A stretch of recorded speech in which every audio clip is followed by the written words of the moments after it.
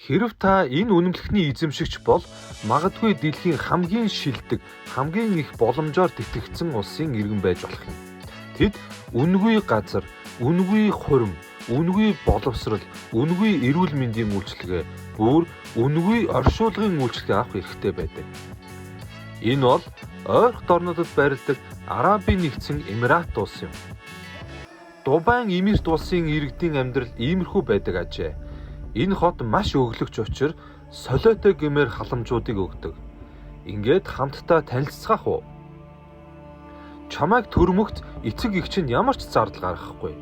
Төрөх зардал, эрүүл мэндийн хяналтыг 9 сарын турш үнгүй үзүүлнэ. За тэгээд том болоод сургуульд явхад чинь Дубайн дотоодын сургууль нь үнгүй. Дээд сургуулиуд нь ч мөн адил үнгүй. Учир нь таныг дээд боловсролтой болгохын тулд та өөрөө төлбөр төлөх бус эсвэргээрээ Дубай танд төлбөр төлөх болно. Дотооддоо сурна уу, Нью-Йоркийн дээд сургуульд сурна уу ялгаагүй төлбөрийг нь Дубайн засгийн газар төлөх ажээ. За тэгээд хүнтэй гэрлэх боллоо. Хэрэв та хурмынхаа зардлыг дийлэхгүй байх аваас таны хурмыг зохион байгуулахад зориулж 20,000 Америк долларыг танд зүгээр л өгөх болно. Гэрсний чин дараа таны гэр бүлд үнгүй газар өгнө гэд боддоо.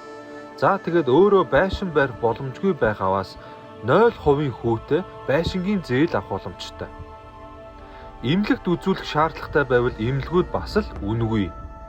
Бас хагалгаанд орох шаардлага гарч тэр эмчилгээг Дубайд хийх боломжгүй байвал эмчилгээ хийх боломжтой улс руу таныг нисгэж эмчилгээг бүрэн авах зардлыг тань улсаас төлөх ажээ. Ахмад настан болвол маш олон хөнгөлтүүд таныг хүлээж байна. Хэрвээ та ганцаараа амьдардаг бол Дубай танд асрамжийн ажилтныг явуулах ба таныг ямар ч үн төлбөргүйгээр асран халамжлах юм. Хэрэв та Дубайн иргэн байгаад амьсгал хураавал бас л үнгүй. Таны оршуулгын бүх зардлыг Дубай хариуцах болно.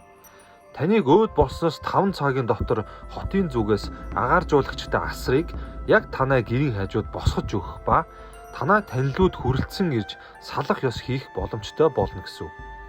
Төсөөлөд үзтээ хэрэв улс орон бүр хот болгон ийм бодлоготой байсан бол дэлхийн маань хав илүү аз жаргалтай болох байсан байхаа.